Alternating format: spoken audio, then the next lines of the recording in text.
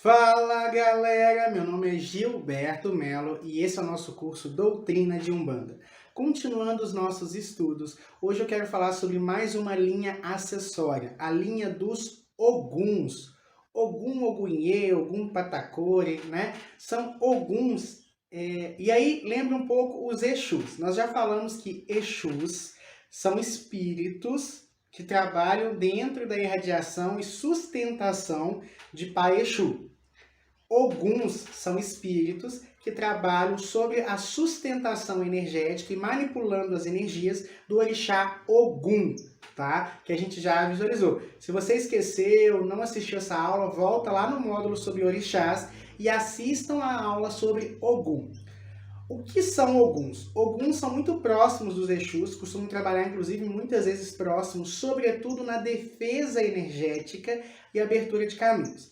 Porém, os Oguns seriam espíritos, enquanto os Exus, de modo geral, manipulam a paixão, os Oguns manipulam a ordem, são espíritos guerreiros, espíritos bélicos. Então vamos pensar, por exemplo, um viking, um soldado medieval, um cruzado, um guerreiro da Primeira Guerra Mundial, por exemplo, um mouro, né, nas invasões. Então, assim, algum espírito que por algum motivo teve contato direto com essa energia bélica, com essa energia de Ogum mais brutal, e evoluiu, cresceu, aprendeu, né, através desse magnetismo. Então, do mesmo jeito que Iemanjá, com as suas águas e a vida do mar, magnetiza ali o marinheiro, Ogum magnetiza o guerreiro.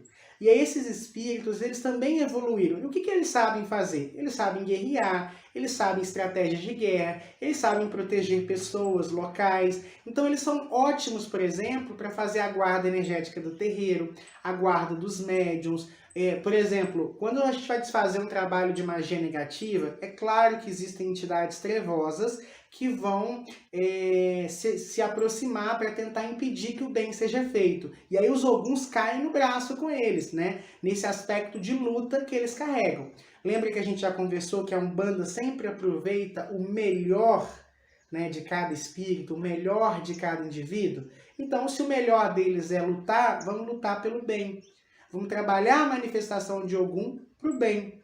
Além lembrando que a Umbanda, essa organização do astral superior, ela não trabalha só no espírito, no físico dos terreiros, não. Elas também cumprem papéis de ordenança no mundo. Então, por exemplo, é muito comum os Oguns trabalharem também, por exemplo, para destruir facções do mal. Vamos imaginar, por exemplo, que exista um plano das forças sombrias para dominar o país, por exemplo. São os espíritos de Oguns e Exus, predominantemente, que vão lutar e guerrear e desfazer esses ataques espirituais à nação.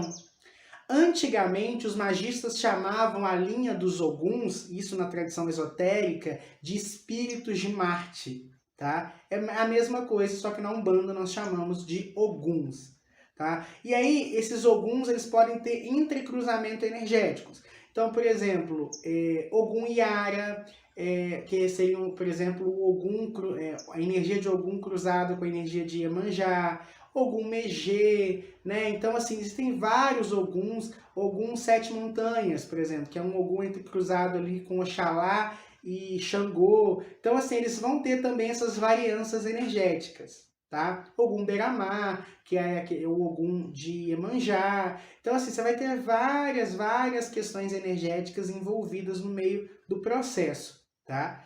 Então, os Oguns seriam isso, espíritos bélicos, magnetizados, né, pela vida que levaram com o magnetismo de Ogum e que trabalham na proteção, na limpeza, na conservação. Então, por exemplo, Ogum de Ronda é um Ogum que a gente sempre invoca antes das giras para fazer a sustentação e a proteção energética e manter concentrada ali toda a energia. Imagina vários soldados colocando escudos em volta, né, para que a energia seja concentrada ali dentro do terreiro e maximize ali o poder dos trabalhos feitos, tá? Então os Oguns eles são muito importantes. É uma linha acessória dos médiuns, mas todo terreiro trabalha com os Oguns incorporados ou não, tá?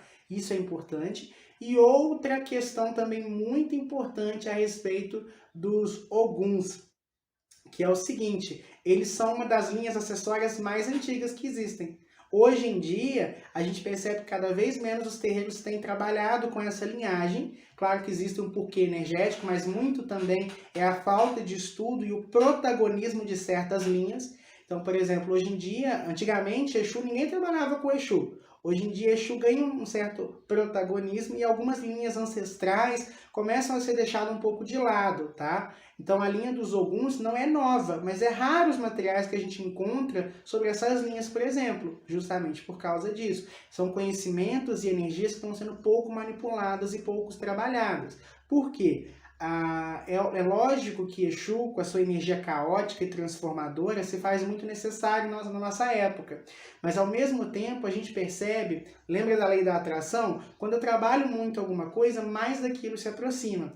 Ordem, respeito, hierarquia, diretrizes, humildade, né? Serviços braçais, que são domínios de Ogum, são cada vez menos interessantes, cada vez menos trabalhados. Então, obviamente, a energia desse orixá e das linhas sustentadas por ele cada vez são menos manipuladas. Entende? Por causa desses valores que o médium muitas vezes não conserva, que o médium muitas vezes não trabalha. Geralmente se oferenda uma vela branca ou uma vela azul escura ou vermelha, dependendo da tradição religiosa. Seu dia da semana é a terça-feira e sua saudação é Ogum, Ogunhê, Ogum Patacori, a mesma do orixá. Bom? Então, pessoal, por hoje é só. Espero que vocês tenham gostado da nossa aula de hoje. Muita luz, muita paz, muito equilíbrio. E eu vejo vocês na próxima aula. Tchau, tchau!